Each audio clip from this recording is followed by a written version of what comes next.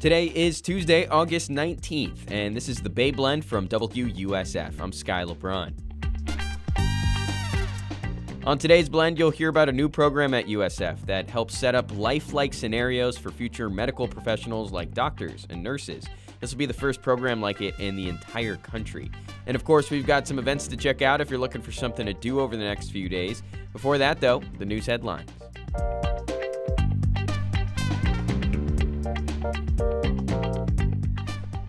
A couple weeks ago, we talked about how vaccine rates for kids in Sarasota County were some of the lowest in the state. But across Florida, data is showing that vaccines against diseases like whooping cough, polio, and measles for kids are also on the decline.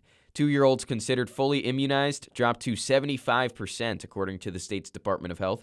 Mike Patton is a chiropractor in Sarasota, and he says a lot of the vaccine hesitancy started in the pandemic when people got the vaccine but caught COVID anyways. That caused individuals to lose faith in the vaccination process, not only in the COVID vaccination, but it started making the public question all vaccinations. In Polk, Pinellas, and Sarasota counties, the 2-year-old immunization rate is even lower than the state average of 75%. Florida is set to execute its 10th inmate this year today. That would be a modern-era record. Kyle Bates was convicted of the 1982 murder of a woman in Bay County. He's lost all of his appeals, and the one in the U.S. Supreme Court is still pending. Joseph Harmon with the Florida Conference of Catholic Bishops is against the death penalty, and he's worried about how fast it's happening in Florida. People can't be doing these things with impunity, but we urge the alternative sentence of life imprisonment without the possibility of parole. There are over 260 people on Florida's death row right now. The Tampa Bay area lost a reporting veteran on Sunday. Rob Lorai founded the community radio station WMNF and led the news operation there for over 40 years. He had an interesting career in Tampa where he was fired from the station in 2019 but reinstated and then fired again in 2021. He announced he had cancer back in March. Lorai was 70 years old.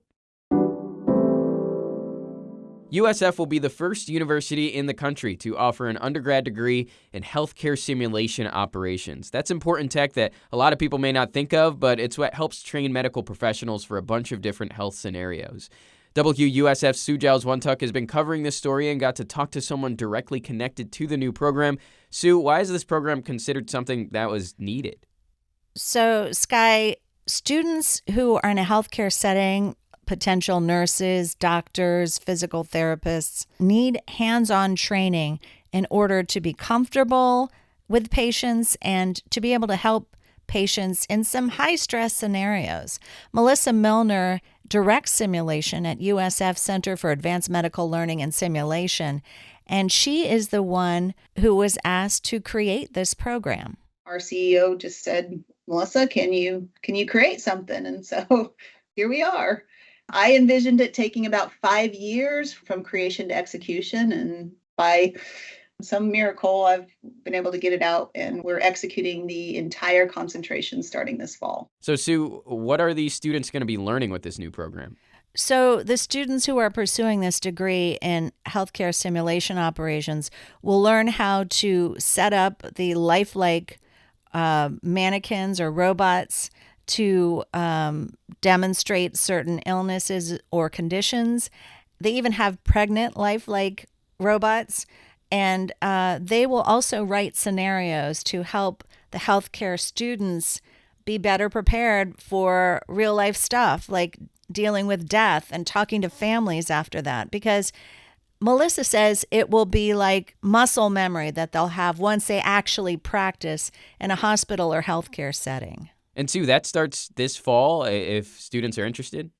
Yes, and since it's something that may be new to people who are seeking a degree, Melissa says this is an ideal course for people who want to work in healthcare but maybe don't want to work as a nurse or a doctor or something like that. And you can read more about that story right now at WUSF.org. More about that degree, the new one for USF. Sue, thank you so much for pursuing this story and for taking the time to talk to me. My pleasure, Sky. Tonight, you could check out a free Pilates class at Armature Works from Rare Body Studio. This is for people of all levels, whether you're always Pilating or you've never Pilatied before. I think those are the right terms. Did you know Pilates was created in the 1920s by a physical trainer named Joseph? You guessed it, Pilates. The first Pilates studio opened in 1926, so it's pretty much a 100-year-old practice now. And look, you could try it for free while overlooking the riverfront.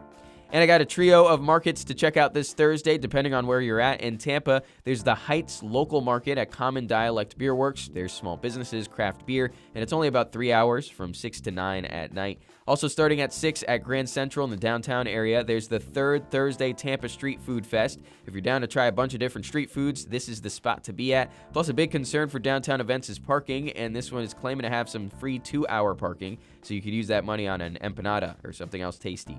Finally, at 6:30 in Sarasota at the University Town Center, there's the UTC Night Market with vendors and tropical drinks as we start to end the summer season. There's also a hula performance, something I so wish I was good at, but I don't think I was blessed with the skill or the hips for. Anyways, this event only lasts until 9:30, so there's a 3-hour window for some fun. That's today's Bay Blend from WUSF. Hope your Tuesday is a great one, and hoping you're back tomorrow morning for another Bay Blend cooked up for you real nice like. If you like the pod, like it, rate it, follow it, whatever you want to do to show your support. We really do appreciate it. I'll catch you tomorrow. Let's run it back.